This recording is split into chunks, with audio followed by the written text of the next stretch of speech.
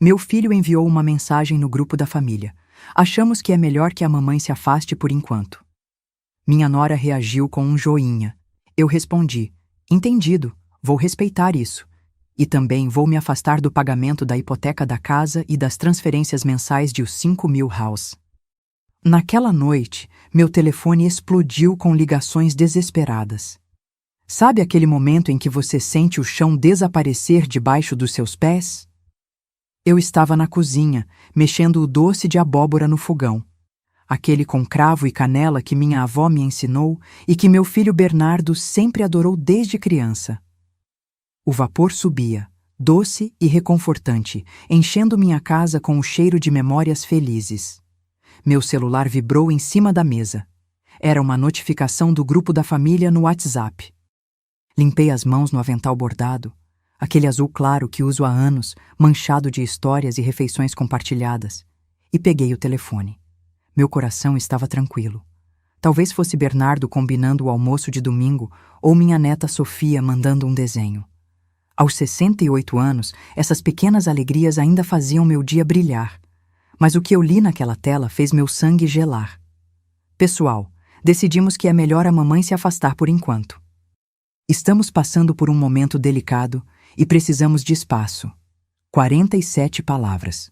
Foi o que bastou para destruir 30 anos de sacrifício, de noites sem dormir, de unhas quebradas na máquina de costura, de sonhos engolidos para que os sonhos dele se realizassem. Meus olhos passaram pela mensagem 3 vezes, como se estivessem tentando reorganizar as letras em algo que fizesse sentido, algo que não partisse meu peito ao meio. Mas não, estava ali. Meu filho, meu único filho, o menino que saiu de dentro de mim, que eu criei sozinha depois que perdi meu marido num acidente aos 35 anos, estava me pedindo para desaparecer da vida dele. E logo abaixo, como uma punhalada final, vi o joinha azul da Viviane, minha nora. Um joinha. Como se fosse um vídeo engraçado, como se fosse uma notícia qualquer, como se não fosse a minha vida, meu lugar naquela família que eu construí tijolo por tijolo. Minha irmã Marta estava no grupo. Silêncio. Meu cunhado Rodrigo também. Silêncio. Ninguém disse nada. Ninguém me defendeu. Ninguém perguntou. Bernardo, que história é essa? Desliguei o fogão. O doce de abóbora parou de borbulhar, mas algo dentro de mim continuava fervendo. Sentei na cadeira da cozinha, aquela de madeira escura que trouxe da casa da minha mãe quando ela morreu, e deixei o celular cair no colo. Como foi que cheguei aqui? Eu, que trabalhei 16 horas por dia como costureira para pagar escola particular para ele. Eu, que nunca tirei férias porque cada real era contado para garantir que ele tivesse tudo. Eu, que poderia ter me casado de novo? Tive propostas, sim, ainda era jovem, mas escolhi não trazer ninguém para casa para não confundir meu menino, para que ele crescesse sabendo que era minha prioridade absoluta. Agora, aos 68 anos, com as mãos calejadas e a coluna doendo de tanto carregar peso, eu estava sendo descartada como um móvel velho que já não combina com a decoração nova. Mas sabe o que foi pior? Não foram as palavras dele. Foi o joinha dela. Aquele gesto minúsculo, casual, quase automático. Aquilo me mostrou exatamente o que eu era para eles. Um incômodo. Respirei fundo. O cheiro do doce ainda estava no ar, mas agora me enjoava. Pensei em todas as vezes que engoli minha opinião para não parecer controladora. Todas as vezes que sorri quando Viviane me tratou com frieza. Todas as vezes que fingi não perceber que estava sendo excluída, esperando que fosse apenas uma fase, que as coisas melhorassem. Peguei o celular de novo. Minhas mãos tremiam, mas não era de fraqueza. Era de uma raiva fria, lúcida, que eu nunca havia sentido antes. Comecei a digitar. Cada palavra era uma decisão, cada vírgula uma escolha. Entendido, Bernardo. Vou respeitar o pedido de vocês e também vou me afastar do pagamento da hipoteca da casa, do União 3 reais, 200 mês, das transferências mensais, 5.000, e da conta do plano de saúde da Sofia, 890. Espero que consigam o espaço que precisam. Com carinho, mãe. Apertei enviar. Então, joguei o celular no sofá, voltei para a cozinha e despejei todo aquele doce de abóbora, horas de trabalho, memórias de 3 gerações, direto no lixo. Porque ali, naquele momento, eu entendi algo fundamental. Amor sem respeito não alimenta ninguém. Naquela noite, meu telefone explodiu com ligações desesperadas. Mas eu não estava mais disponível para atender. E essa é a história de como eu finalmente aprendi a valorizar quem sempre me valorizou. Eu mesma. Se você quer saber como tudo começou, como cheguei até esse ponto de ruptura, e o que aconteceu depois daquela noite, fique comigo. Inscreva-se no canal, porque o que vem agora vai fazer você repensar cada relação na sua vida. Deixa eu te contar como foi que eu me transformei na intrusa da família que eu mesma construí. Porque ninguém acorda um dia e simplesmente decide se deixar humilhar, entende? É um processo, lento, silencioso, como ferrugem comendo metal. Você só percebe o estrago quando já está quase tarde demais. Tudo começou 3 anos atrás, num sábado de março. Eu estava na minha sala, consertando o forro de uma bolsa, quando Bernardo me ligou, empolgado. Mãe, conheci alguém especial. Quero que você conheça a Viviane. Meu coração deu um salto. Meu filho, aos 35 anos, sempre foi reservado com relacionamentos. Ouvi-lo assim, radiante, me encheu de esperança. Talvez finalmente ele tivesse encontrado alguém para construir uma família, para ser feliz. Na primeira vez que a vi, achei ela bonita. Cabelo liso, comprido, sempre muito arrumada. Unhas impecáveis, aquelas de gel que custam uma fortuna. Ela sorriu para mim, me abraçou, disse que tinha ouvido falar muito de mim. A senhora é uma inspiração, ela disse, com aquela voz doce que depois eu aprendi a desconfiar.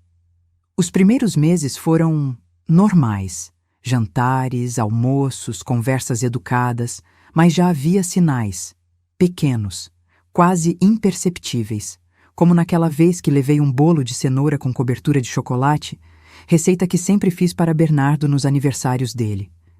Viviane olhou para o bolo, sorriu e disse: "Que fofo, Clarice.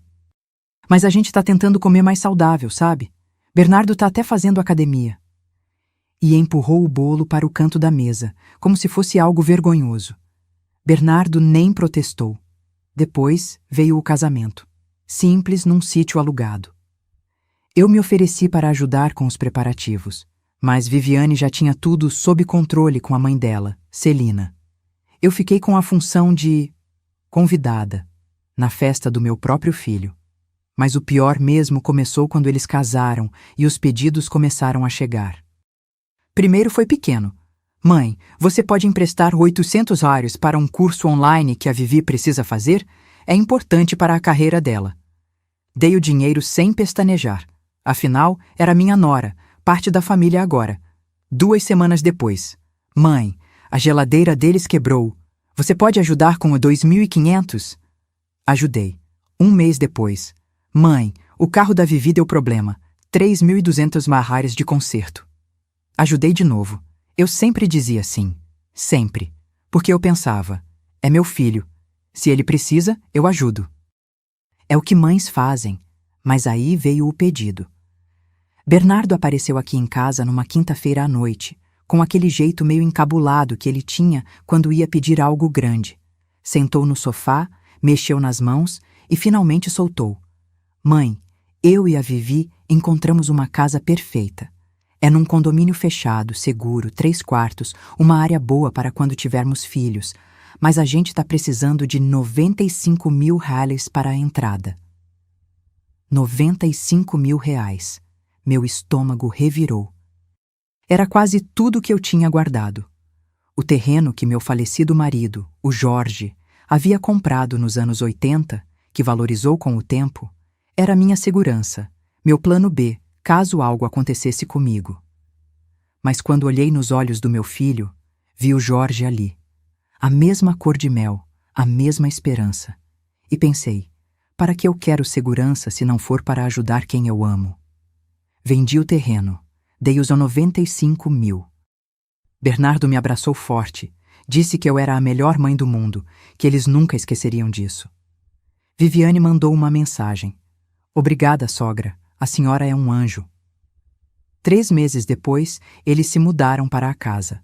Mas quando chegou a primeira parcela da hipoteca, 3.200 reais por mês, Bernardo me ligou, aflito. Mãe, a gente não tá conseguindo fechar as contas.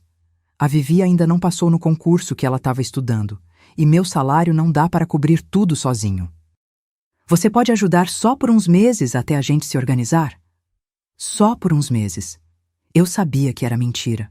No fundo, eu já sabia. Mas mães têm esse defeito. A gente acredita porque a gente quer acreditar. Assumi a hipoteca. E aí começaram as transferências mensais. Primeiro eram 2.000 reais para ajudar com as despesas da casa. Depois viraram a 3.500 reais. Depois 5.000 reais. Sempre com a mesma desculpa. Só até a gente se estabilizar. Eu me apertar. Cancelei meu plano de saúde e fiquei só com o básico do SUS. Parei de comprar roupa nova. Passei a comer mais arroz e feijão, menos carne. Mas eu mandava o dinheiro. Todo santo mês, porque eu achava que estava investindo na felicidade do meu filho. Só que quanto mais eu dava, menos eu recebia de volta. Os almoços de domingo, que antes eram sagrados, começaram a espaçar. Mãe, a gente tá cansado, vamos ficar em casa hoje. Ou, mãe, a Vivi convidou a família dela, fica para a próxima. Quando eu ligava, Bernardo atendia correndo, sempre com pressa. Oi, mãe, tô no meio de uma coisa aqui, depois eu te ligo. E nunca ligava de volta. Quando Sofia nasceu, minha netinha linda, de olhos grandes e bochechas redondas, eu pensei que as coisas melhorariam. Mas piorou. Viviane não queria que eu ficasse pegando muito a bebê. Disse que era importante respeitar o espaço deles como pais. Eu, que criei um filho sozinha, agora precisava pedir permissão para segurar minha própria neta. E Bernardo? Bernardo só concordava com a cabeça, sempre do lado dela. Foi assim, aos poucos, que eu deixei de ser mãe e virei caixa eletrônico, até que veio aquele jantar. O jantar que mudou tudo. Mas isso eu te conto melhor na próxima parte.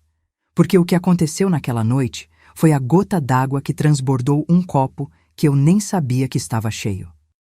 3 semanas antes daquela mensagem que destruiu tudo, eu recebi um convite que me encheu de esperança. A esperança boba de quem ainda acredita que as coisas podem melhorar. Viviane me ligou numa terça-feira à tarde. Clarice, a gente queria te convidar para jantar aqui em casa no sábado. Faz tempo que a gente não se vê direito, né? A voz dela estava estranhamente animada, quase forçada, mas eu não quis desconfiar. Fazia 4 meses que eu não pisava na casa deles. 4 meses desde que ficaram muito ocupados para me receber. Então aquele convite me pareceu uma trégua, um sinal de que talvez eu tivesse exagerado nos meus receios. Passei a semana toda preparando. Lavei meu cabelo no salão, 45 quires que eu não tinha planejado gastar, mas queria estar bonita. Escolhi minha blusa de seda verde água, aquela que Bernardo disse uma vez que ficava linda em mim. Comprei um vinho de 68 reais, porque Viviane sempre falava de vinhos em suas redes sociais. E fiz a torta de limão. Aquela torta era especial. Não era só uma receita, era memória viva. Quando Bernardo tinha 7 anos e ficou internado 3 dias com pneumonia, prometi a ele que quando saísse do hospital, eu faria a melhor torta de limão do mundo. Passei a tarde inteira naquela cozinha minúscula do nosso apartamento antigo, batendo clara em neve com um garfo porque não tínhamos batedeira. Quando ele deu a primeira mordida, os olhinhos dele brilharam. Mãe, essa é a melhor coisa que já comi na vida. Desde então, toda vez que ele estava triste, ansioso ou precisando de conforto, eu fazia aquela torta. Cheguei na casa dele sábado às 7 da noite, pontualmente. Toquei a campainha segurando a torta com as 2 mãos, sentindo meu coração bater mais rápido que o normal. Viviane abriu a porta de chinelos. Aqueles chinelos de quarto cor-de-rosa com pompom. Nem havia se trocado. Estava de calça de moletom e camiseta folgada, cabelo preso num coque desleixado. Oi, Clarice, entra! Nenhum abraço, nenhum sorriso verdadeiro. Entrei.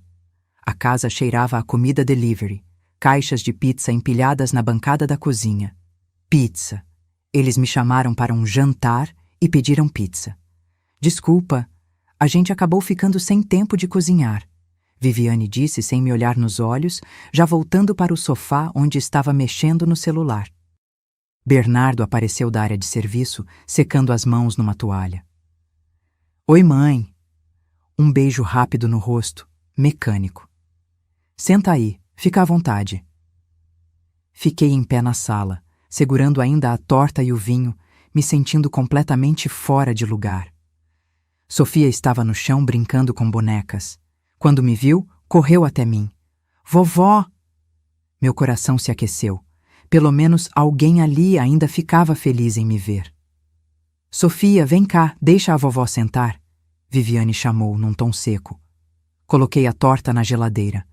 Ninguém comentou nada. Ninguém disse que cheiro bom ou obrigada por trazer. A torta simplesmente existiu ali, ignorada.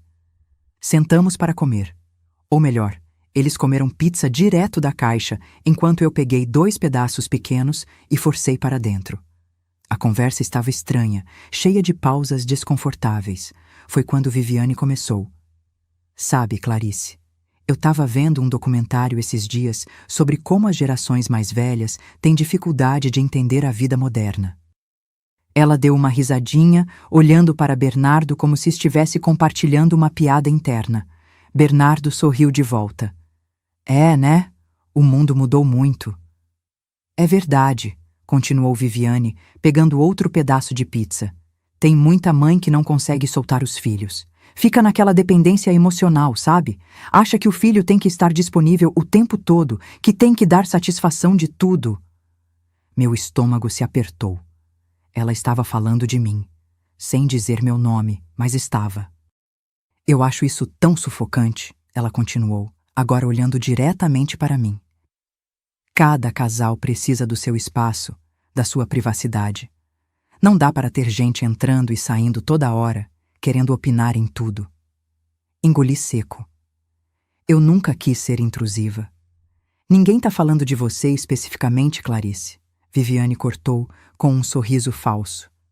É só um comentário geral, mas era sobre mim. Cada palavra era uma pedra atirada na minha direção. Bernardo ficou em silêncio. Não me defendeu. Não disse, mãe não é assim. Apenas concordou com a cabeça e pegou mais pizza. A noite arrastou. Tentei brincar com Sofia, mas Viviane logo disse que estava na hora da menina dormir. Ofereci ajuda para lavar louça. Eram apenas as caixas de pizza, mas Viviane disse que já estava tudo resolvido. Às 9h30, levantei para ir embora. Ninguém pediu para eu ficar mais um pouco. Ah, mãe, espera, Bernardo disse quando eu já estava na porta. Meu coração deu um pulo. Talvez ele fosse me abraçar de verdade, se desculpar pelo clima estranho. Você transferiu o dinheiro desse mês? É que o boleto da hipoteca vence amanhã. Dinheiro. Era só sobre isso. Já transferi na sexta, respondi, sentindo algo se partir dentro de mim. Ah, ótimo. Obrigado. Dirige com cuidado. Saí daquela casa e entrei no meu carro. Não chorei. Ainda não. Apenas fiquei ali sentada, com as mãos no volante, olhando para aquela casa iluminada, a casa que eu paguei, e me perguntando quando foi que eu deixei de ser bem-vinda nela. Dirigi até meu apartamento no piloto automático. Quando entrei, fui direto para a geladeira. Eu havia guardado uma fatia da torta de limão para mim. Comi em pé, sozinha, na minha cozinha silenciosa. E o gosto não era mais o mesmo. Porque eu finalmente entendi. Não importa o quanto você ame, não importa o quanto você dê. Se do outro lado não existe respeito, você está apenas se alimentando de migalhas. 2 dias depois, eu descobriria algo que transformaria aquela dor em decisão. E foi ouvindo algo que jamais deveria ter escutado. Tem coisas na vida que, quando você ouve, não consegue mais desouvir. Ficam gravadas na sua memória como cicatrizes que ardem toda vez que você lembra. O que aconteceu naquela quinta-feira foi exatamente isso. 2 dias depois daquele jantar horrível, acordei com Sofia na cabeça. Minha netinha faria 6 anos na semana seguinte, e eu tinha passado o mês inteiro costurando uma boneca para ela. Não qualquer boneca, mas uma especial, feita à mão, com vestido de chita azul com florzinhas brancas, igualzinho ao vestido que eu usei no meu primeiro dia de escola. Bordei o nome dela no avental da boneca, Sofia, com o amor da vovó Clarice. Tinha também feito trancinhas no cabelo de lã da boneca, colocado um laço vermelho. Cada ponto era uma oração, cada detalhe era amor transformado em linha e tecido. Eu queria que Sofia tivesse algo que nenhuma loja poderia vender. Algo feito pelas mãos da avó, carregado de história. Liguei para Bernardo para avisar que passaria lá para deixar o presente. Ninguém atendeu. Tentei o celular da Viviane. Também não atendeu. Mandei mensagem. Visualizado, mas sem resposta. Decidi ir assim mesmo. Eram 2 da tarde, horário que Sofia voltava da escola. Eu poderia deixar o presente e ir embora. Não precisava nem entrar se eles estivessem ocupados. Quando cheguei, o portão estava entreaberto. Provavelmente o jardineiro tinha esquecido de fechar. Subi até a porta da frente segurando a boneca embrulhada em papel de seda cor-de-rosa. Toquei a campainha. Nada. Toquei de novo. Silêncio. Mas eu ouvia vozes vindas de dentro. A TV ligada, talvez? Experimentei a maçaneta. A porta estava aberta. Oi, tem alguém? Chamei, empurrando a porta devagar. Entrei na sala. Ninguém. A casa estava silenciosa, mas as vozes continuavam. Vinham da cozinha. Não era a TV. Era gente conversando. Meu instinto me dizia para ir embora, mas algo mais forte me puxou para a frente. Eu precisava saber por que estavam me ignorando tanto. Caminhei até o corredor. A porta da cozinha estava semi-aberta, e então eu ouvi a voz de Viviane, alta e clara. Tô te falando, mãe, não aguento mais essa mulher. Parei. Meu coração disparou. Ela estava ao telefone com Celina, a mãe dela. Ela fica o tempo todo querendo dar pitaco em tudo. Outro dia veio aqui me ensinar como fazer mingau para Sofia, como se eu não soubesse cuidar da minha própria filha. Eu finjo que escuto, mas por dentro tô fervendo. Minha mão apertou a boneca. Eu nunca tinha ensinado nada. Apenas comentei uma vez, uma única vez, que mingau de aveia era bom para intestino de criança, porque a pediatra havia me falado quando Bernardo era pequeno. E o Bernardo não fala nada? A voz de Celina ecoou pelo viva voz. Ah, ele fica naquela dele, sabe? Diz que é a mãe, que ela sempre foi assim, que a gente tem que ter paciência. A voz de Viviane destilava irritação. Mas paciência tem limite. A mulher paga a casa, paga as contas, aí acha que isso dá direito de controlar nossa vida. Minhas pernas começaram a tremer. Foi quando ouvi a voz do meu filho. Meu Bernardo. Vivi, desliga isso aí, depois você termina de falar com a Celina. Calma, já tô terminando. Ô mãe, te ligo mais tarde. Silêncio. Depois a voz de Bernardo cansada. Você precisa ter mais paciência com ela. Ela tá sozinha. A gente é tudo que ela tem. Exatamente por isso que ela gruda tanto na gente. Isso não é saudável, Bernardo. Ela precisa fazer a vida dela, arrumar amigas, sei lá, entrar num grupo de terceira idade. Terceira idade. Como se eu fosse um estorvo que precisava ser ocupado para não incomodar. Eu sei. A voz de Bernardo era fraca, sem convicção. Você sabe? Então por que não faz nada? Viviane elevou o tom. Eu não casei contigo para ter sogra morando praticamente aqui dentro. Toda hora vou levar um doce para vocês, vou levar uma coisa para a Sofia, posso ir aí no domingo? Bernardo, eu não aguento mais. Houve uma pausa longa demais. Eu vou conversar com ela, Bernardo finalmente disse. Conversar? Que tipo de conversa? Porque do jeito que você conversa, daqui a pouco ela tá aqui de novo. Viviane deu uma risada seca. Olha, eu sei que ela paga as coisas, tá? Não sou idiota. Mas isso não dá o direito de ela ficar controlando nossa rotina. E outra, ela que é peso morto nosso, não nós dela. Se ela não tivesse a gente, ia fazer o quê da vida? Ficar sozinha naquele apartamento velho contando dinheiro? Peso morto. Aquelas duas palavras explodiram dentro do meu peito como bomba. Eu, que trabalhei desde os 15 anos. Eu, que criei um filho sozinha. Eu, que vendi tudo o que tinha para dar conforto a eles. Eu era peso morto. Não fala assim, Vivi. A voz de Bernardo soou fraca, mas ele não discordou. Ele só pediu para ela não falar assim, não que ela estivesse errada. Tô falando a verdade, e você sabe disso. Viviane abriu a geladeira. Eu ouvi o barulho. A gente precisa dar um jeito nisso. Ou ela entende que precisa dar espaço, ou o quê? Ou a gente vai ter que ser mais direto. Falar que ela precisa se afastar um pouco, para o bem dela também. Não consegui ouvir mais nada. Minha visão ficou embaçada. Dei 2 passos para trás, as pernas bambas, segurando a boneca contra o peito como se fosse um escudo. Saí daquela casa do mesmo jeito que entrei, invisível, indesejada, descartável. Entrei no carro e só ali, com as portas fechadas, é que desabei. Chorei como não chorava desde o enterro do Jorge. Chorei porque dói. Dói de um jeito que não tem remédio, descobrir que você significa tão pouco para quem você ama tanto. A boneca estava no meu colo. Aquele vestido de chita azul, aquelas trancinhas, aquele nome bordado com tanto carinho. Sofia, com amor da vovó Clarice. Levei a boneca de volta para casa. Ela nunca chegou nas mãos da minha neta. E durante 3 dias, 3 longos dias, eu me tranquei no meu apartamento e deixei uma coisa morrer dentro de mim. A ilusão de que eu ainda tinha um lugar naquela família. Mas sabe o que acontece quando algo morre dentro da gente? Às vezes, nasce outra coisa no lugar. E o que nasceu em mim foi algo que eu nunca imaginei que teria coragem de sentir. Clareza. 3 dias. Passei 3 dias trancada nesse apartamento sem comer direito, sem dormir direito, sem conseguir fazer nada além de remoer aquelas palavras.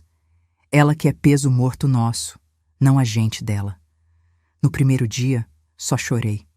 Chorei até não ter mais lágrimas, até a garganta doer, até os olhos ficarem tão inchados que mal conseguia abri-los. Ignorei as ligações de Marta. Ignorei as mensagens do grupo da igreja. Ignorei o mundo inteiro. No segundo dia, a raiva veio.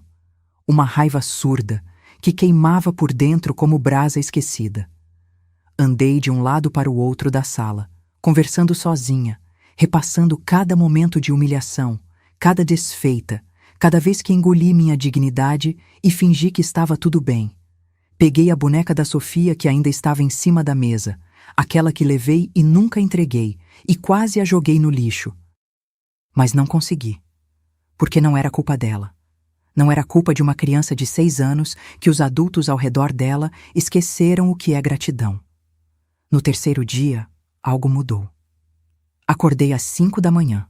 Não tinha dormido quase nada, mas quando abri os olhos, minha mente estava estranhamente clara. Levantei, fui até o banheiro e me olhei no espelho. O que vi me assustou. Uma mulher de 68 anos me encarava de volta, com rugas fundas ao redor dos olhos, cabelos brancos desgrenhados, ombros caídos. Mas não eram as marcas da idade que me assustaram. Era a expressão. Era derrota. Era resignação. Era desistência. E de repente, sabe o que eu vi naquele reflexo? Minha mãe. Minha mãe, Dona Irene, que criou 5 filhos na roça, sozinha depois que meu pai foi embora com outra. Ela trabalhou até os ossos doerem, até as mãos ficarem grossas de tanto lavar roupa no tanque, até a coluna entortar de tanto carregar peso. E sabe o que ela me disse uma vez, pouco antes de morrer? Clarice, nunca deixe ninguém te fazer sentir pequena, porque você não é. Você é a espinha dorsal da sua vida. E espinha dorsal não se curva, se quebra ou se sustenta. Escolhe. Olhei mais fundo no espelho e tomei minha decisão. Eu ia me sustentar. Saí do banheiro, sentei na mesa da cozinha e abri meu notebook velho, aquele que Bernardo me deu há 5 anos, dizendo que eu precisava entrar no mundo digital. Liguei e esperei carregar. As mãos ainda tremiam, mas não era mais de fraqueza, era de determinação. Fui no histórico do meu banco digital e comecei a imprimir. Cada comprovante de transferência, cada Pix enviado, cada pagamento de hipoteca. Organizei tudo por data, em pastas transparentes, como se estivesse montando um processo jurídico. Março de 2022, 3.200 reais de hipoteca, plus 2.000 reais de ajuda. Total, 5.200 reais abril de 2022, 3.200 reais de hipoteca, plus 2.500 reais de ajuda. Total, 5.700 reais maio de 2022, 3. 200 de hipoteca, plus 3.000 reais de ajuda. Total, 6.200 reais. Fui somando mês a mês, ano a ano. Os valores foram aumentando com o tempo. De 5.000 reais mensais para 8.000, às vezes 9.000, quando tinha emergências. Conserto de ar-condicionado, problema no carro, escola particular da Sofia. Quando cheguei no total final, meu estômago revirou. 267.000. 267.000 reais em 3 anos. Isso sem contar os 95.000 da entrada da casa. Isso sem contar os presentes, as roupas que comprei para a Sofia, os almoços que paguei, os pequenos favores que viraram rotina. Imprimi o extrato completo, 42 páginas de comprovantes. Coloquei tudo numa pasta azul e escrevi na capa, com caneta preta. Histórico de transferências. Clarice para Bernardo e Viviane. 2022 a 2025. Depois, fui até a gaveta da cômoda onde guardo documentos antigos e puxei a escritura da casa deles. Porque sim, eu tinha uma cópia. Afinal, eu dei a entrada. Eu paguei. Eu tinha direito de ter. Li cada linha. Proprietários: Bernardo Augusto Ferreira e Viviane Costa Ferreira. Meu nome não aparecia em lugar nenhum, nem como fiadora, nem como doadora, nem como nada. Legalmente, eu não tinha direito sobre aquela casa. Mas moralmente, aquela casa era minha. Peguei o telefone e liguei para Dr. Henrique, um advogado que conheci anos atrás quando ele precisou consertar um terno e veio até minha oficina de costura. Nos tornamos amigos. Ele sempre me disse: Clarice, qualquer coisa que você precisar, pode me ligar. Era hora de precisar. Dr. Henrique, é a Clarice. Preciso de uma consulta. É urgente. Ele me recebeu no escritório dele naquela mesma tarde. Mostrei os comprovantes, a escritura, contei toda a história. Ele me ouviu em silêncio, os óculos na ponta do nariz, folheando os documentos com atenção. Quando terminei, ele suspirou fundo. Clarice, legalmente falando, você tem 2 opções. Ou considera tudo como doação, e aí não tem como reaver, ou entra com uma ação de cobrança alegando que eram empréstimos não pagos. Mas eu nunca fiz contrato, nunca pedi para assinarem nada. Eu sei, mas os comprovantes estão todos aqui. E mais importante, existe um histórico de comunicação entre vocês? Ele me olhou por cima dos óculos. Mensagens, e-mails, áudios onde eles pediam o dinheiro? Peguei meu celular, abri o WhatsApp e comecei a rolar. Mãe, preciso de uma ajuda esse mês. Tá apertado aqui. Mãe, você pode depositar mais 1.500? Surgiu uma conta que não esperávamos. Mãe, obrigado pela ajuda. Assim que a gente se estabilizar, a gente devolve. A gente devolve. Essa promessa aparecia em pelo menos 10 mensagens diferentes. Devolve, devolve, devolve. Nunca devolveram. Aqui, mostrei para Dr. Henrique. Eles sempre diziam que iam devolver. Ele sorriu pela primeira vez. Então não eram doações. Eram empréstimos. E empréstimos precisam ser pagos. Passei as 2 horas seguintes naquele escritório montando um levantamento completo. Dr. Henrique foi claro. Eu podia entrar na justiça, mas seria longo, desgastante, doloroso. Ou eu podia fazer algo mais direto. Simplesmente pare de pagar, ele disse. Não tem contrato que te obrigue. A casa está no nome deles, não no seu. Você pode, a qualquer momento, decidir que não quer mais sustentar isso. E eles vão poder fazer alguma coisa? Nada. Absolutamente nada. O máximo que podem fazer é tentar te processar por quebra de acordo verbal. Mas com essas mensagens dizendo que iam devolver, você tem muito mais poder de acusá-los de inadimplência do que eles de te acusar de qualquer coisa. Saí daquele escritório com a pasta azul debaixo do braço e uma certeza no peito. Eu não era peso morto. Eu era a estrutura.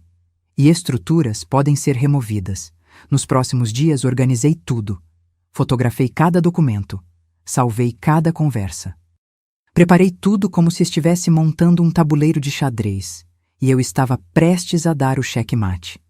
Mas antes disso, precisava esperar o movimento deles. Porque eu sabia no fundo da alma, que eles iam fazer algo. Viviane não tinha paciência. Ela ia pressionar Bernardo. E Bernardo, fraco como sempre foi quando se tratava dela, ia ceder. Eu só não imaginava que seria tão rápido.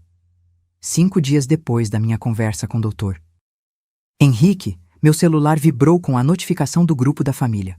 E foi ali que tudo mudou. Estava organizando minha caixa de costura naquela tarde de quinta-feira. Linhas coloridas espalhadas na mesa, botões separados por tamanho, agulhas sendo testadas uma por uma. Era uma tarefa que eu fazia quase em transe, os dedos trabalhando sozinhos enquanto minha cabeça estava longe, planejando os próximos passos. Desde a conversa com o Dr. Henrique, eu tinha dormido melhor. Não porque a dor tivesse passado, mas porque agora eu tinha ação. E a ação cura melhor que qualquer remédio. Meu celular estava na mesa, ao lado do rolo de linha branca. Quando vibrou, nem olhei de imediato. Achei que fosse propaganda, ou mensagem da igreja, ou Marta me mandando mais um vídeo de receita que ela sabia que eu nunca ia fazer. Mas aí vibrou de novo. E de novo. E de novo. Peguei o telefone. Eram notificações do grupo Família Ferreira. Aquele grupo que Bernardo criou quando Sofia nasceu, dizendo que seria para manter todo mundo conectado. Na prática, virou um espaço morto onde ninguém conversava de verdade, só mandava bom dia com florzinha e feliz aniversário. Abri o aplicativo e li. Pessoal, decidimos que é melhor a mamãe se afastar por enquanto. Estamos passando por um momento delicado e precisamos de espaço. Obrigado pela compreensão. Li uma vez, 2 vezes, 3. As palavras começaram a dançar na tela. Minha visão embaçou. Senti algo estranho no peito. Não era dor, não era raiva. Era uma espécie de incredulidade misturada com alívio. Sim, alívio. Porque eles finalmente tinham arrancado a máscara. Rolei para baixo. Logo abaixo da mensagem de Bernardo, um joinha azul. Viviane Costa Ferreira reagiu com um joinha. Como se fosse um post sobre o clima. Como se não fosse a expulsão da mãe dele, da avó da filha dela, da mulher que sustentava aquela casa. Olhei para os outros membros do grupo. Marta estava lá. Rodrigo também. Minha prima, Helene. Ninguém tinha dito nada. Apenas silêncio. Aquele silêncio covarde de quem vê a injustiça acontecer e prefere fingir que não é com ele. Coloquei o celular de volta na mesa. Respirei fundo. As mãos não tremiam mais. Levantei, fui até a cozinha, peguei um copo de água e bebi devagar. Olhei pela janela, era uma tarde clara, com poucas nuvens, o tipo de dia que engana a gente fazendo parecer que está tudo bem no mundo. Mas não estava, e nunca mais estaria, não do jeito antigo. Voltei para a mesa, peguei o celular e comecei a digitar. Cada palavra era uma escolha consciente. Cada vírgula, um tijolo sendo colocado no muro que eu estava erguendo entre mim e eles. Entendido, Bernardo. Pausa. Respira. Vou respeitar o pedido de vocês. Outra pausa. Agora vem a parte boa. E também vou me afastar do pagamento da hipoteca da casa, 3.200 mês, das transferências mensais, 5.000, e da conta do plano de saúde da Sofia, 890. Mais uma linha. Espero que consigam o espaço que precisam. E, finalmente, com carinho, mãe. Reli 3 vezes antes de apertar enviar. Queria ter certeza de que cada palavra estava perfeita, objetiva, educada, implacável. Apertei enviar. O tique duplo azul apareceu quase imediatamente. Visualizado. Coloquei o celular no modo silencioso, virei de tela para baixo e voltei para minha caixa de costura. Peguei uma linha azul e comecei a enfiar na agulha. Minhas mãos estavam firmes. Meu coração estava tranquilo, porque pela primeira vez em 3 anos eu tinha feito algo por mim. 15 minutos se passaram. Meia hora. 1 hora. Às 7 da noite, decidi jantar. Fiz um omelete simples com queijo e tomate, sentei na mesinha da cozinha e comi em paz, mastigando devagar, saboreando cada garfada. Não liguei a TV. Não coloquei música. Apenas o silêncio. E aquele silêncio, pela primeira vez em muito tempo, não estava pesado de solidão. Estava leve de liberdade. Às 9h30, fui tomar banho. Deixei o celular na sala, ainda de tela para baixo. Demorei no chuveiro, deixando a água quente lavar não só o corpo, mas também 3 anos de humilhação acumulada. Quando saí, me sequei com calma, passei creme nas mãos, aquele de lavanda que eu sempre comprava, mas raramente usava porque tinha que economizar, e vesti meu pijama mais confortável. Era quase 11 da noite quando voltei para a sala, e foi aí que eu vi. O celular estava vibrando. Literalmente vibrando na mesa, andando de lado com tanta notificação, chegando ao mesmo tempo. A tela iluminava e apagava, como um coração em pânico. Peguei o telefone. 47 chamadas perdidas. 23 de Bernardo, 15 de Viviane, 9 de número desconhecido. Provavelmente eles ligando de outro telefone quando viram que eu não atendia. E as mensagens? Meu Deus, as mensagens.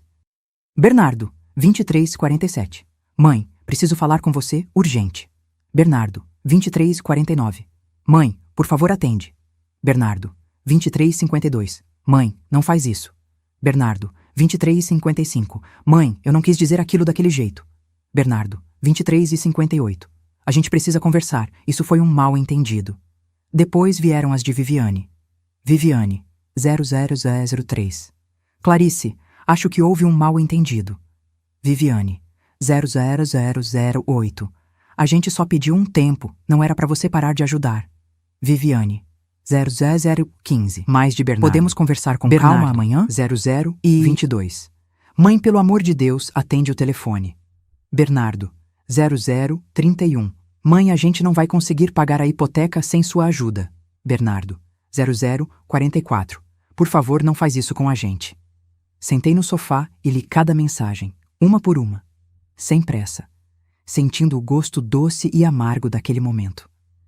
Doce porque finalmente, eles estavam sentindo o peso da realidade. Amargo porque tudo o que eles se importavam era com o dinheiro. Não com a mãe que eles expulsaram. Não com a avó que eles afastaram da neta. Não com a mulher que se sacrificou por anos. Apenas com os 8.200 reais que não iam mais cair na conta. Não respondi nenhuma mensagem. Em vez disso, fui até meu quarto, peguei a pasta azul que o Dr. Henrique me ajudou a organizar, aquela com todos os comprovantes, e deixei em cima da mesa da sala, bem visível. Depois, escrevi um bilhete à mão, com caneta azul, letra firme. Conforme pediram, estou me afastando.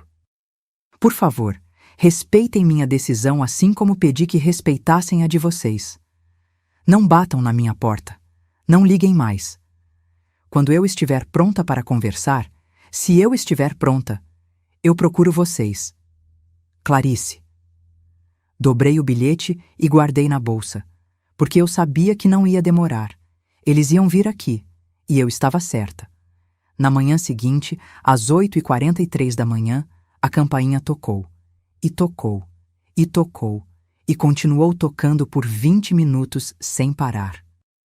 Eu estava na cozinha, tomando meu café com pão e manteiga, ouvindo o desespero deles ecoar pelo apartamento, e pela primeira vez em muito tempo sorri. Porque quem pede espaço precisa estar preparado para ficar sozinho nele. A campainha tocou pela 17ª vez. Sim, eu contei. Estava sentada na mesinha da cozinha, mordiscando uma torrada com geleia de goiaba, tomando meu café bem devagar e contando cada toque como se fosse música. Entre uma campainha e outra, ouvi a voz de Bernardo. Mãe, mãe, eu sei que você tá aí. Por favor, abre a porta. Depois veio a voz de Viviane, mais controlada, tentando soar razoável. Clarice, a gente só quer conversar. Não precisa ser assim. Não precisa ser assim. Engraçado como essas palavras soam diferentes quando quem as diz não é mais quem manda. Terminei meu café. Lavei a xícara com calma, sequei e guardei no armário. A campainha continuava tocando. Agora eram batidas também, aquelas batidas firmes de quem está perdendo a paciência. Mãe, abre essa porta! Respirei fundo. Peguei o bilhete que havia escrito na noite anterior, saí do apartamento pela porta da cozinha que dá para a área de serviço, desci pela escada de emergência e dei a volta. Quando cheguei na porta da frente, escorreguei o bilhete por baixo dela, bem devagar. Do outro lado, ouvi o silêncio súbito. Eles tinham visto. Subi de volta pela escada de emergência, entrei pelo mesmo caminho e tranquei tudo. Fui para meu quarto, liguei o ventilador. Estava um calor danado. E me deitei na cama com um livro que Marta me emprestou há meses e que eu nunca tinha tido tempo de ler. As batidas continuaram por mais 10 minutos. Depois pararam. Ouvi vozes abafadas do lado de fora. Discussão. Viviane falando algo irritada. Bernardo respondendo. Depois, passos se afastando. Silêncio. Não saí do quarto pelo resto da manhã. Li 40 páginas do livro, cochilei um pouco, acordei com o sol entrando pela janela e me senti estranhamente bem. Como se um peso tivesse sido tirado dos meus ombros. À tarde, o celular começou de novo. Mensagens. Muitas mensagens. Bernardo, 14h15. Mãe, eu li seu bilhete. Mas a gente precisa conversar. É urgente. Bernardo, 14h32. Mãe, o boleto da hipoteca vence segunda-feira. Se a gente não pagar, o banco vai começar a cobrar juros. Bernardo, 15h01. Mãe, por favor. Eu sei que você tá chateada, mas não deixa a situação ficar pior. E aí vieram as de Viviane, numa tentativa patética de ser conciliadora. Viviane, 15h28. Clarice, desculpa se você se sentiu ofendida com a mensagem do Bernardo. Não era essa a intenção. A gente tá passando por uns problemas aqui e acabou saindo errado. Viviane, 15h45. Vamos marcar um almoço? Conversar com calma? Tenho certeza que a gente consegue resolver isso. Resolver. Como se fosse apenas um mal-entendido. Como se 3 anos de desrespeito pudessem ser resolvidos com um almoço. Não respondi. No sábado de manhã, Marta apareceu. Ela não ligou antes, simplesmente tocou a campainha e gritou: Clarice, sou eu, abre aqui. Eu sabia que era ela pela voz. Marta sempre foi direta, sem rodeios. Abri a porta. Ela entrou como um furacão, de chinelo, cabelo preso num rabo de cavalo, carregando uma sacola com pães de queijo ainda quentes. Vim tomar café com você e quero saber de tudo. Passou direto por mim e foi para a cozinha. Põe água para esquentar que eu trouxe café bom também. Sentamos na mesinha. Enquanto comíamos, contei tudo. Desde o jantar horrível, passando pela conversa que escutei escondida, até a mensagem no grupo e minha resposta. Marta me ouviu em silêncio, mastigando devagar, os olhos fixos em mim.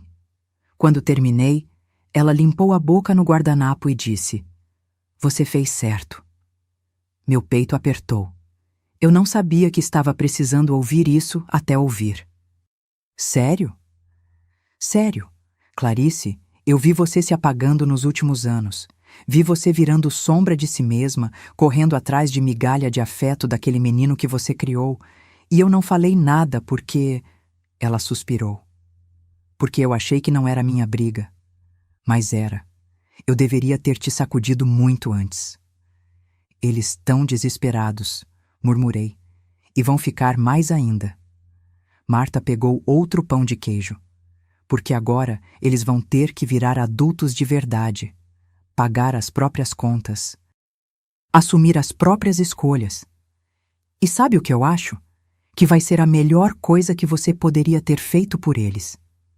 Não parece. Nunca parece no começo. Ela me olhou com aquela seriedade que só a irmã mais velha tem. Mas daqui a um tempo, quando a poeira baixar, talvez, só talvez, eles entendam o tamanho da mulher que você é. Marta ficou comigo o resto da manhã. Assistimos um filme ruim na TV, rimos de coisas bobas, comemos brigadeiro direto da panela. E pela primeira vez em meses, eu me senti leve. Quando ela foi embora, à tarde, me abracou apertado e sussurrou no meu ouvido: "Não volta atrás, Clarice. Promete." "Prometo." Mas a verdade, eu ainda não sabia se ia conseguir manter essa promessa, porque por mais que minha cabeça estivesse firme, meu coração ainda sangrava. No domingo, eles tentaram de novo. Dessa vez, mandaram Sofia. Ouvi a vozinha dela pela interfone. "Vovó? Sou eu, Sofia. Papai disse que você tá triste. Eu trouxe um desenho para você." Meu coração despedaçou. Apertei o botão. "Oi, meu amor. A vovó não tá se sentindo bem hoje, tá?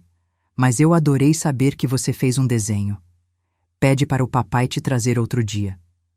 "Você tá doente, vovó?" Fechei os olhos. "Não, querida. Só cansada. Mas logo a vovó melhora." "Tá bom. Eu te amo." "Eu também te amo, Sofia. Mais que tudo." Soltei o botão e desabei no chão, chorando. Porque tem coisas que a gente faz que são certas, mas que doem como se estivessem erradas. E afastar-se da neta, mesmo sabendo que era culpa dos pais, não minha, era uma dessas coisas. Mas eu não podia ceder. Não agora. Não depois de ter chegado tão longe. Na segunda-feira, o boleto da hipoteca venceu. E naquela noite, Bernardo me mandou a mensagem mais longa que já recebi dele. "Mãe, o boleto venceu. A gente não tem como pagar. Eu tentei um empréstimo no banco e não aprovaram. A Viviane tá desesperada. Sofia perguntou por você 3 vezes hoje e eu não sei o que responder. Mãe, eu sei que eu errei, eu sei que magoei você, mas por favor não faz isso, não deixa a gente perder a casa. Não por orgulho, por favor." Não por orgulho. Ele achou que era orgulho. Digitei devagar. "Não é orgulho, Bernardo. É dignidade. Vocês pediram espaço. Eu dei. Vocês disseram que eu era peso morto. Eu escutei. Agora vocês precisam entender que respeito não se pede, se conquista. E quando se perde, às vezes não volta mais." Enviei e desliguei o celular. Naquela noite, chorei de novo, mas dessa vez era um choro diferente. Não era de desespero, era de luto, porque eu estava enterrando a mãe que eu fui e dando espaço para a mulher que eu precisava me tornar. E essa mulher? Ela não aceitava mais migalhas. Uma semana se passou. 7 dias de silêncio pesado, de celular que eu deixava desligado na maior parte do tempo, de noites em que eu acordava no meio da madrugada me perguntando se tinha feito a coisa certa.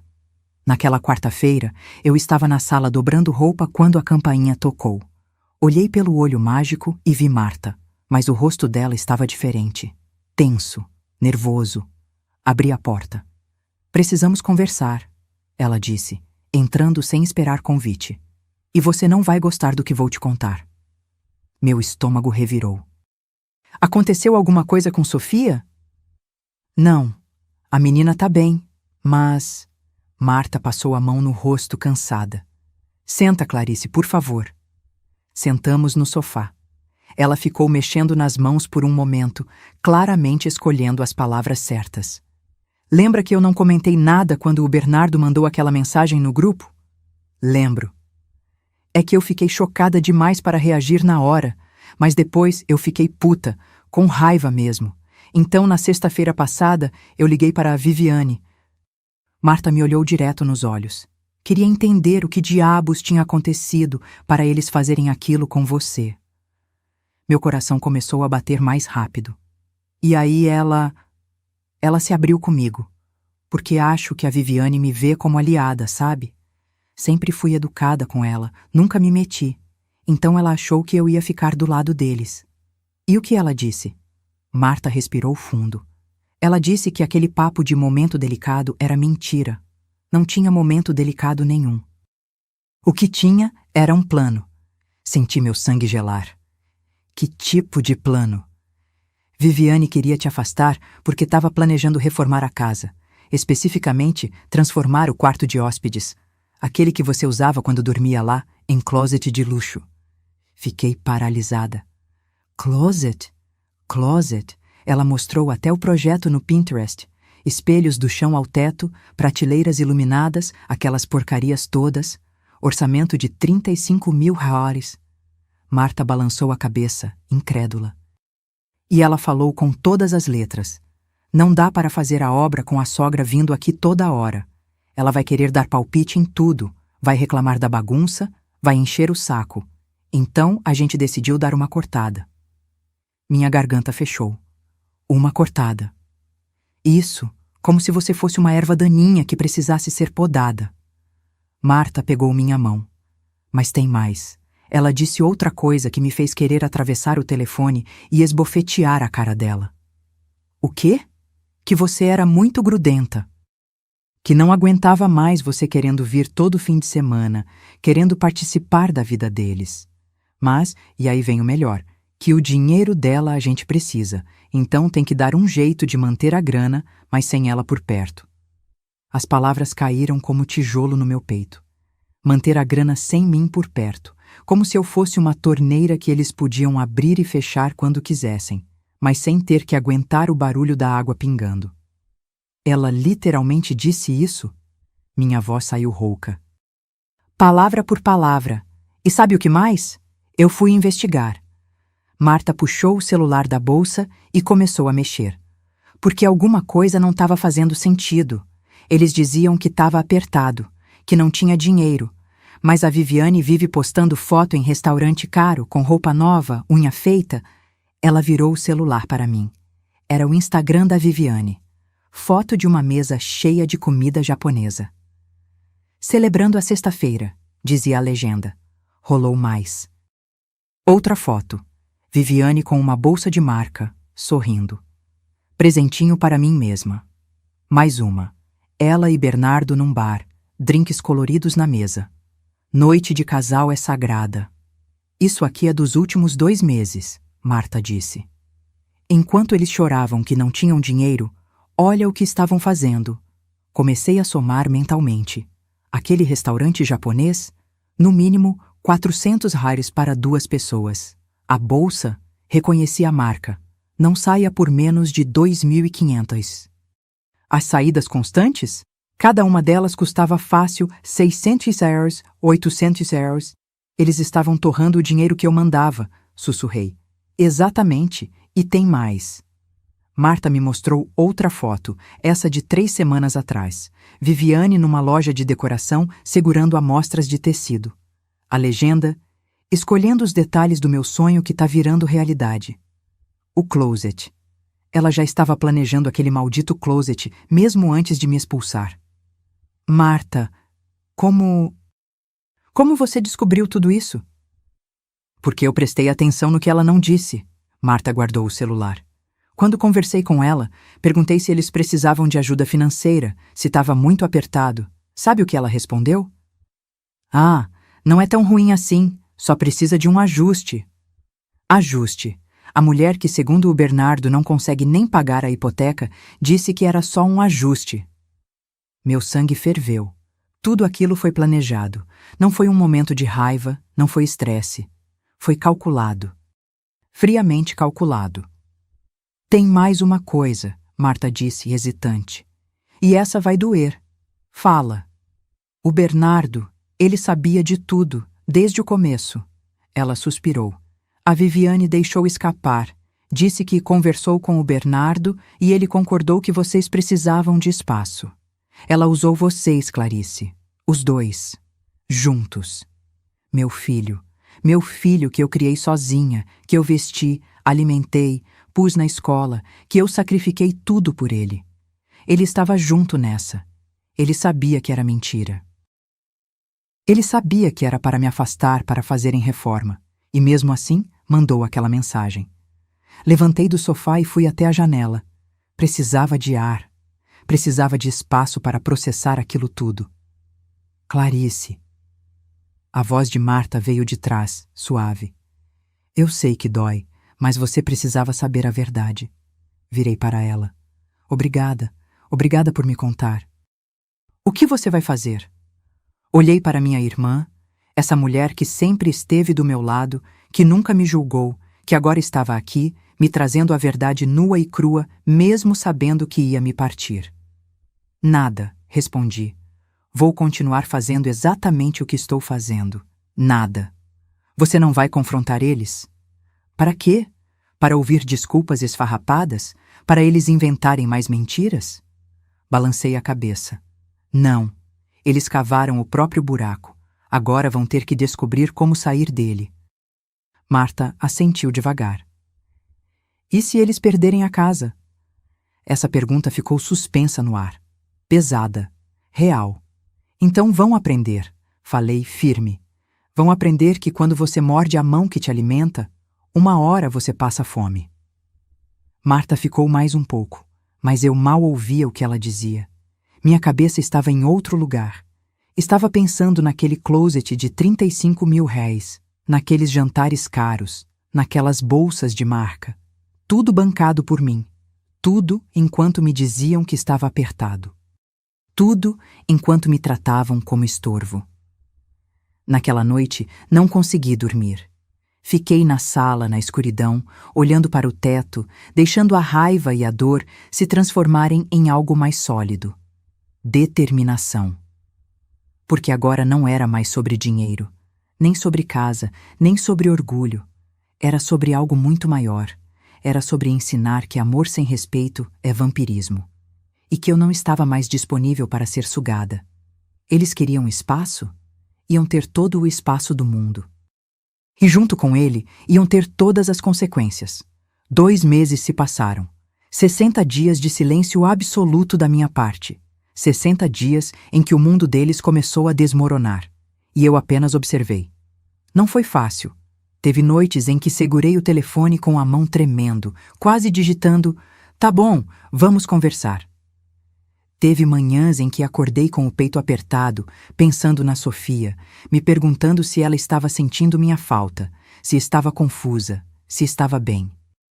Mas toda vez que fraquejava, eu lembrava. Lembrava da palavra peso morto.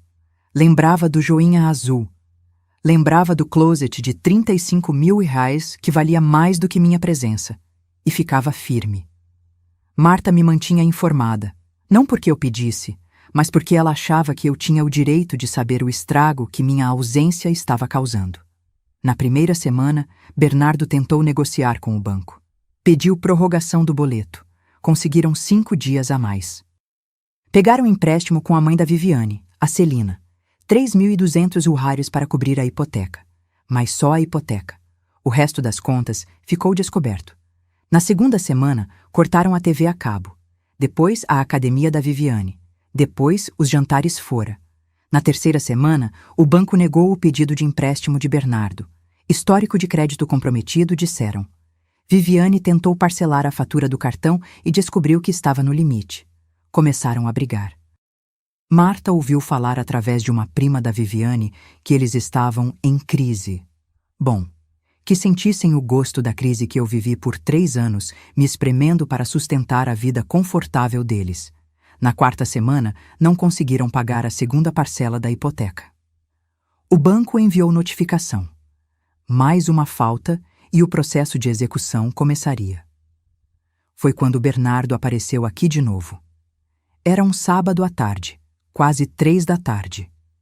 Eu estava lendo na varanda quando a campainha tocou. 3 toques curtos, hesitantes. Olhei pelo olho mágico.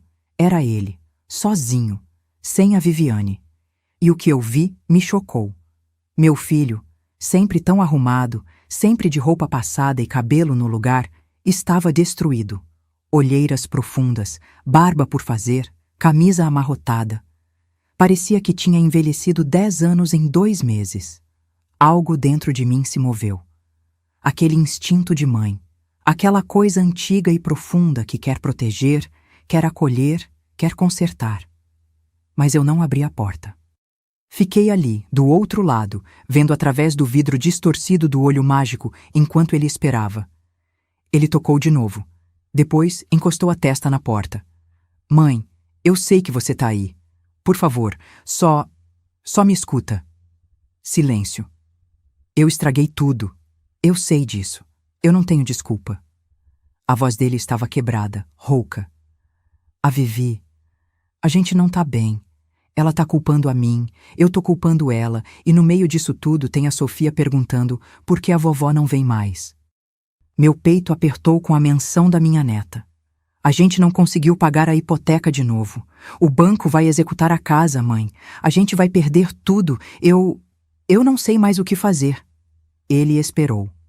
Eu continuei em silêncio. Eu sei que não tenho o direito de pedir nada. Eu sei que te tratei como se você não importasse. Mas, mãe, você é tudo que eu tenho. Sempre foi. E eu fui idiota demais para ver isso. Lágrimas escorreram pelo meu rosto. Mas ainda assim, não abri a porta. Porque havia uma diferença entre perdoar e voltar a ser usada. E eu não tinha certeza ainda de onde estava essa linha.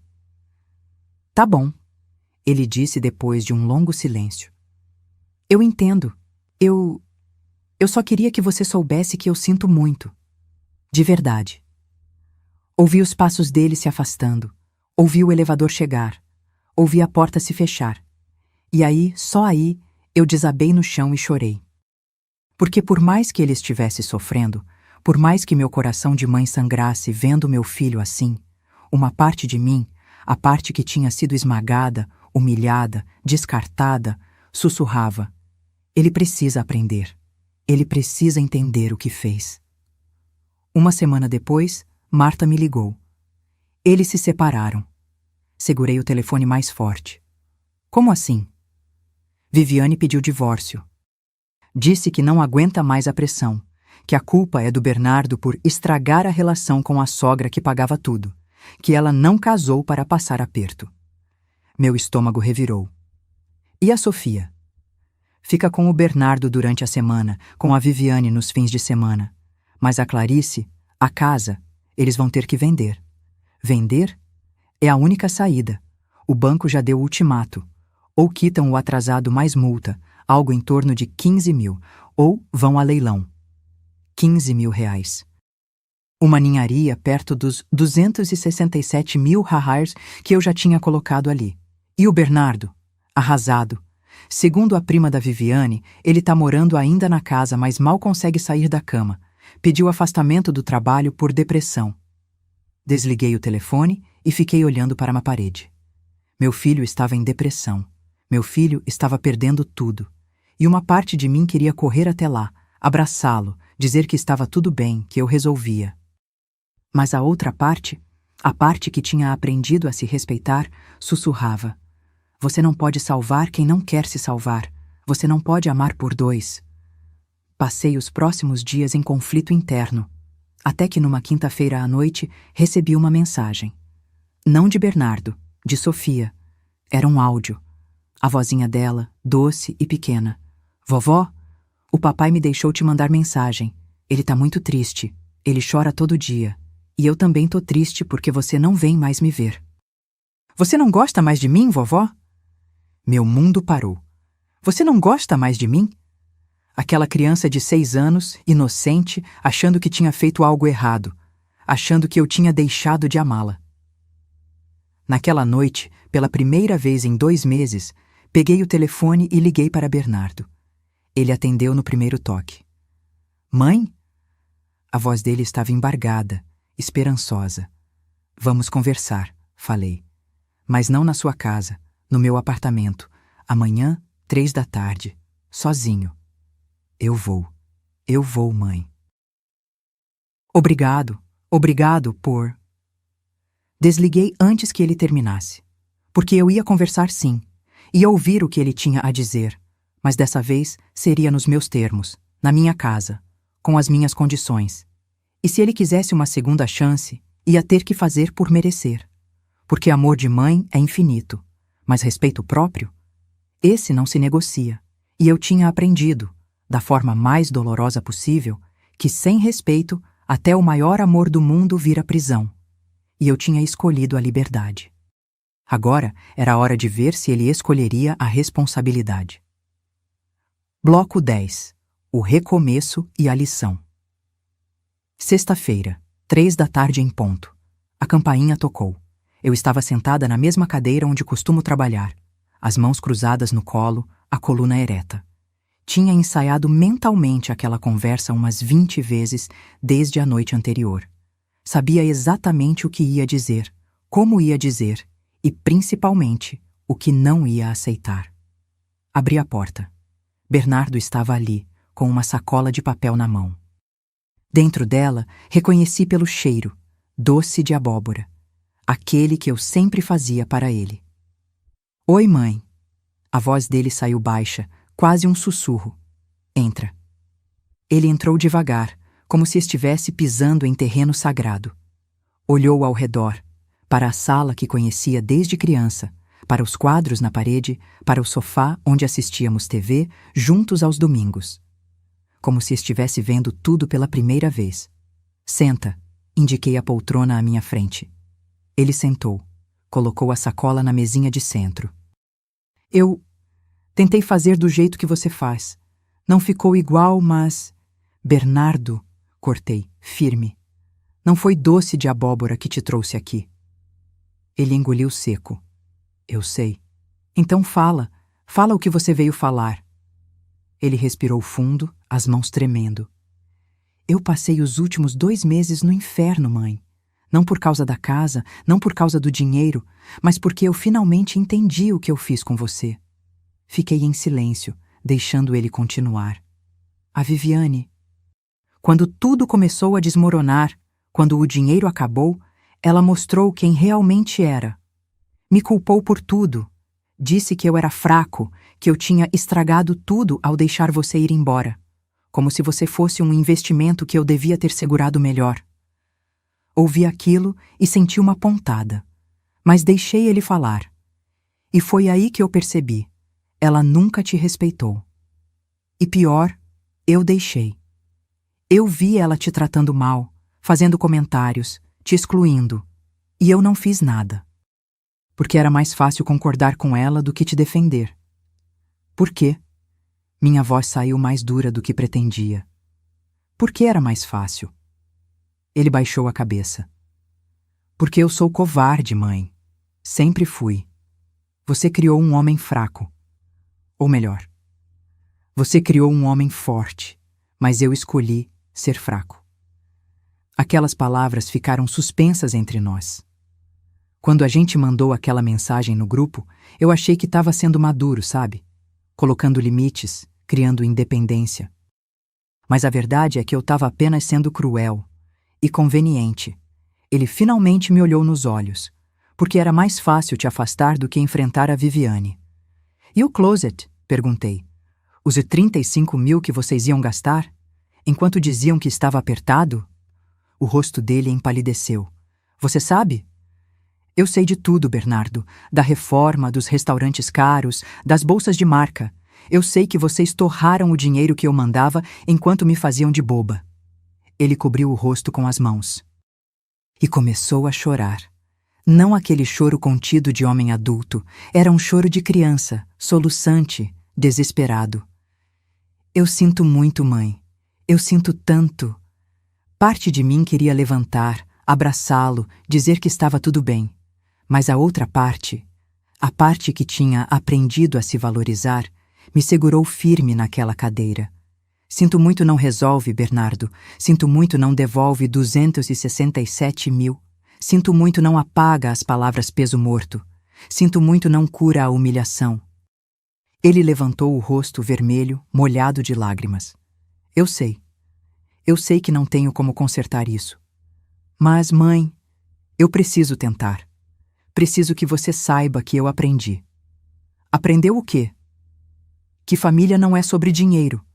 Que amor não é conveniente. Que você Você foi a única pessoa na minha vida inteira que sempre esteve lá.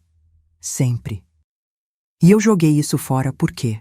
Por uma mulher que me deixou na primeira dificuldade? Por uma casa que agora vou perder mesmo? Por um estilo de vida que nunca foi sustentável? Respirei fundo. E o que você quer de mim agora? Perdão, ele disse simples assim. Só perdão. Não tô pedindo dinheiro. Não tô pedindo que você salve a casa.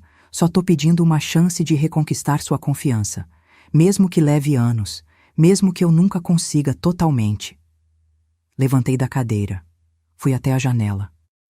Olhei para a rua lá embaixo. Pessoas andando, vivendo suas vidas, cada uma com seus dramas invisíveis. Bernardo, você sabe qual foi a pior parte de tudo isso? Qual? Não foi o dinheiro, não foi a ingratidão. Foi perceber que eu tinha me perdido, que eu tinha deixado de ser Clarice, a mulher que criou um filho sozinha, que trabalhou até os dedos sangrarem, que sempre teve dignidade, para virar apenas a mãe do Bernardo. Aquela que existia só para servir, só para dar, só para desaparecer quando não fosse mais conveniente. Virei para ele. E quando você me expulsou, sabe o que aconteceu? Eu me reencontrei. Ele ficou me olhando, lágrimas ainda escorrendo. Eu voltei a fazer aulas de pintura. Comecei a sair com as amigas da igreja. Comi em restaurantes sozinha pela primeira vez na vida e descobri que é bom. Comprei um vestido novo. Li 4 livros. Viajei para a praia com a Marta. Sorri, mas era um sorriso triste. Eu vivi, Bernardo. Pela primeira vez em anos, eu simplesmente vivi. Sem me preocupar se alguém precisava de mim, se alguém ia me ligar pedindo ajuda, se eu tinha que economizar mais 500 HORs porque vocês podiam precisar. Mãe, eu te perdoo, falei, e vi o alívio inundar o rosto dele. Mas perdoar não significa esquecer, e não significa voltar a ser quem eu era. Eu entendo. Não sei se você entende. Voltei para a cadeira, sentei. Vou te fazer uma proposta, e você vai aceitar ou recusar. Não há negociação. Ele assentiu tenso. Os 267 mil reais que eu coloquei na sua vida nesses 3 anos, mais os 95 mil reais da entrada. Total, 362 mil reais. Eu quero um contrato reconhecendo essa dívida. Mãe, eu nunca vou conseguir pagar isso. Deixa eu terminar. Minha voz estava firme, sem espaço para interrupção. Você vai pagar 60% desse valor em 5 anos. Isso dá 217 mil ou 3.616 por mês. Se você conseguir, a dívida está quitada e a gente recomeça. Se não conseguir, fiz uma pausa. A casa vai ser vendida e eu recebo minha parte proporcional do que eu investi. E os outros 40%? Eu abro mão. Considero como presente de mãe, mas apenas se você cumprir sua parte. Ele ficou em silêncio, processando. Tem mais, continuei. Eu quero voltar a ter contato com a Sofia, mas nos meus termos. Quando ela quiser me ver, não porque você ou a Viviane acham que devem me incluir por obrigação. Eu não aceito mais migalhas de afeto. Ela te ama, mãe, de verdade. Pergunta por você todo dia. Então me deixe amá-la também, sem interferência, sem controle. Feito. E por último, respirei fundo. Eu não volto a sustentar sua vida, não mais. Você é um homem de 35 anos, Bernardo. É hora de você aprender a andar com as próprias pernas. Se precisar de ajuda, ajuda de verdade, emergência médica, algo assim, eu estarei aqui. Mas jantar fora, bolsa cara, closet de luxo, isso você paga com seu dinheiro. Ele assentiu, engolindo seco. Aceito. Todas as condições. Ótimo. Na segunda-feira você vai ao Dr. Henrique, meu advogado. Ele já tem tudo preparado. Você assina o contrato e a gente segue em frente. Bernardo levantou devagar. Parecia exausto, mas também aliviado. Como se um peso tivesse saído de suas costas. Posso te abraçar, mãe? Hesitei, porque parte de mim ainda estava machucada, ainda sangrava. Mas levantei e abri os braços. Ele me abraçou como não me abraçava desde criança. Apertado, desesperado, como se estivesse se agarrando a um salva-vidas. Eu vou fazer certo dessa vez, ele sussurrou no meu ouvido. Juro que vou. Eu espero que sim, respondi, porque essa é sua última chance. 6 meses se passaram desde aquela conversa. Bernardo assinou o contrato. Vendeu a casa, não conseguiu manter, como era esperado. Com o dinheiro da venda, quitou parte da dívida comigo. 140 mil reais. O resto ele está pagando em parcelas mensais de 2.500 reais. Tem atrasado alguns meses, mas tem pagado. Ele se mudou para um apartamento menor, mais simples. Sofia fica com ele durante a semana e parece mais feliz, na verdade. Menos tensão, menos brigas. Viviane sumiu. Casou de novo, ouvi falar. Com alguém que tem dinheiro. Obviamente. Bernardo e eu? Temos almoços uma vez por mês. Ele me liga toda semana para saber como estou. Nunca pede dinheiro. Às vezes pede conselho. E eu dou, quando tenho vontade. Sofia? Ah, minha Sofia. Ela dorme aqui todo sábado. A gente faz brigadeiro, assiste filme, costura boneca. E nessas noites, eu sinto que recuperei algo precioso que tinha perdido. Conexão verdadeira. Na semana passada, ela me perguntou: Vovó, por que você não vinha mais me ver? Sentei com ela, segurei suas mãozinhas pequenas e disse a verdade, adaptada para uma criança de 6 anos. Mas verdade, porque às vezes, meu amor, a gente precisa se afastar de quem não nos trata bem, não por raiva, mas por amor próprio. E agora? Agora tá tudo melhor, porque o papai aprendeu que amor é sobre respeito, e eu aprendi que eu posso ser feliz sozinha. Pau.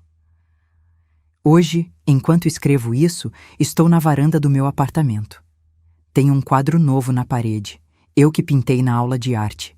Não ficou perfeito, mas ficou meu. E isso é o que importa. Aprendi algo nesses quase 69 anos de vida. Amor incondicional não significa aceitação incondicional de desrespeito. Você pode amar alguém infinitamente e ainda assim dizer não. Ainda assim criar limites. Ainda assim escolher sua própria paz. Eu perdoei meu filho? Sim. Mas nunca mais serei aquela mãe que se anula, que desaparece, que aceita migalhas, porque descobri que amor sem respeito é prisão. E eu escolhi a liberdade. Se essa história tocou seu coração, se você já se sentiu invisível na sua própria família, se já teve que escolher entre amar alguém e amar a si mesma, deixe seu comentário aqui embaixo. Me conta, de onde você está assistindo? E me diz, você já precisou impor limites em nome do seu próprio respeito? Curta esse vídeo, se inscreva no canal para mais histórias reais como essa e lembre-se, você não é peso morto de ninguém. Você é a protagonista da sua própria vida. Um abraço e até a próxima história.